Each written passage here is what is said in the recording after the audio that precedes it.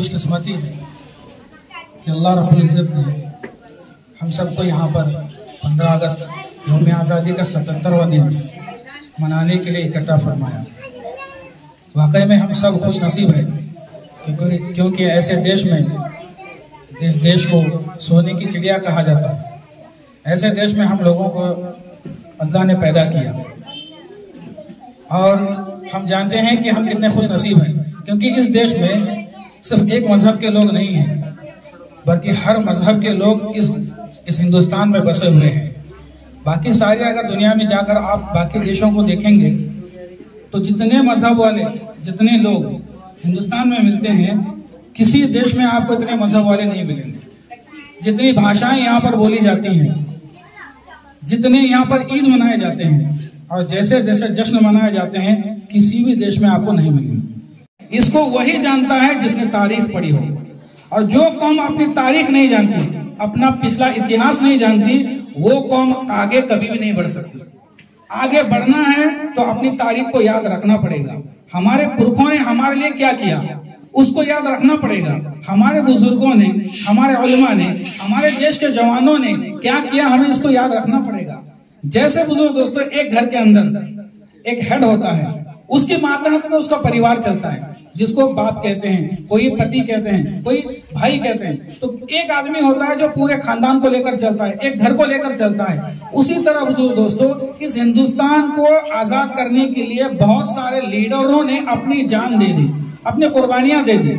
उन लोगों के भी बीवी बच्चे थे, उन लोगों की भी जिंदगियां थी, उनके भी कारोबार होते थे, उनकी भी सारी जरूरतें जैसे हमारी है जरूरतें हैं वैसे उनकी जरूरतें थी। लेकिन उसके बावजूद भी उन्होंने ये समझ लिया था कि अंग्रेज जो हमारे हिंदुस्तान में आए हैं, ये यहाँ पर कारोबार करने के लिए नहीं आए बल्कि हम लोगों को गुलाम बनाने के लिए आए हैं। और गुलामगिरी को वही जानता है जो गुलामगिरी की जिंदगी को जिया हो। एक दो दिन अगर कोई जेल में चला जाकर आ जाए तो पता चल जाएगा कि गुलामी होती क्या चीज है। तो दोस्तों, बहुत बड़ी जिल्लत वही जिंदगी होती है। और इस हिंदुस्तान को आजाद करने के लिए जो हमारे वीरों ने, जो हमारे लीडरों ने अपनी जानें खपाई, उसके अंदर कोई मुसलमान नहीं, हर कोई मुसलमान नहीं था, हिंदू नहीं था, सिख नहीं था और बाकी के दूसरे मजहब वाले नहीं थे, बल्कि हर एक मजहब वाला उस वक्त में अंग्रेजों से लड़ा था। वो ये सोचकर नहीं लड़े थे कि ये मेरी लड़ाई है, बल्कि ये हम सबकी लड़ाई है। तो इस वजह से उन लोगों ने अपनी जिंदगियों को खपाया, तब जाकर आज हम इस हिंदुस्तान की सरजमी पर खुले आसमान के नीचे और जमीन के ऊपर ठंडी सांस और मीठी मीठी आहें भर रहे हैं। अगर इस हवा को हम लोग अपने सीने में ले रहे हैं, आजादी की हवा को ले रहे हैं, तो ये उनकी कुर्बानी है जिसको हम और आप आज तक बचा भी नहीं पा रहे हैं। कि हमारी जिम्मेदारी है कि हम यौम आज़ादी को अपनी ईद की जैसा मनाएं। जैसे हम ईद मनाते हैं, हमारे कपड़े अच्छे होते हैं, खाने पीने अच्छे होते हैं, उससे कहीं बढ़कर हम लोगों को हिंदुस्तान की आज़ादी के ऊपर जश्न मनाना चाहिए। बुजुर्ग दोस्तों, और एक बात कहूँ, हिंदुस्तान को आज़ाद बनाने के लिए सिर्फ एक आदमी नहीं था, एक मजहब का आदमी नहीं था, बल्कि हर मजहब के इंसान थे। उसके अंदर मासूम औरतें भी थी, माँ बहनें भी थी जिन्होंने अपनी जिंदगियों को खपाया। बहुत सारी माँ बहनें थी जिनका हमें नाम भी पता नहीं।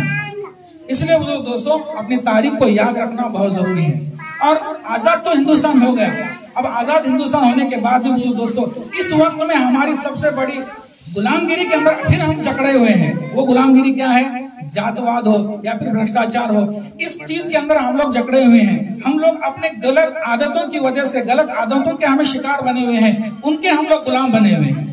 अगर हम लोग इनको छोड़ेंगे, आपसी नफरत को खत्म करेंगे, तो वाकई में आजाद हिंदुस्तान का मजा उसी शख्स को आएगा जो अपने दिलों के अंदर से जाति भेद को निकाल कर फेंक देगा।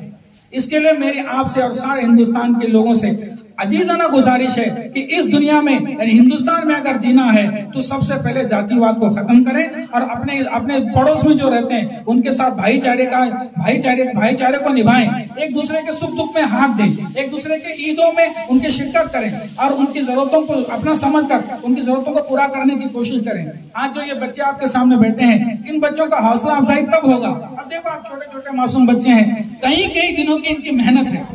आप नहीं जानते, महीना तकरीबन महीने 1.5 महीने से ये बच्चे इस प्रोग्राम को पूरा करने के लिए ये बच्चे मेहनत कर रहे हैं। कोई बच्चा अपने माँ बाप का जाकर सर खाता है कि मुझे ये कपड़े चाहिए, मुझे ये शूज चाहिए, इसी कलर के कपड़े चाहिए।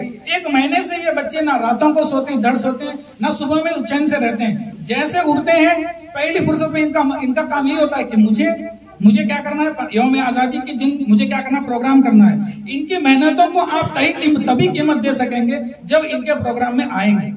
अब ये छोटे छोटे मासूम बच्चे अगर 4-5 लोग सिर्फ आकर बैठकर चले जाएंगे या फिर झंडा फहराकर चले जाएंगे, इन बच्चों की मेहनत को सराहेगा कौन और इनको हिम्मत अफजाई करेगा कौन?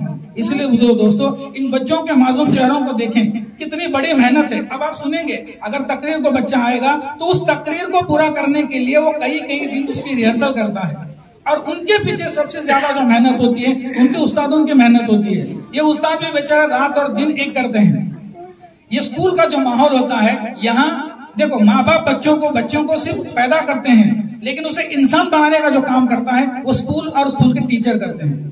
इंसान तब बनता है जब जाकर वो बच्चा स्कूल में पढ़ता है और उसके ऊपर जो टीचर होते हैं वो अब उनके माँ बाप से ज्यादा निगरानी रखते हैं। ये अच्छा नहीं है, ये बुरा है, झूठ मत बोलना, चोरी मत करना, गिबत मत करना, किसी को गाली झगड़ा मत करना।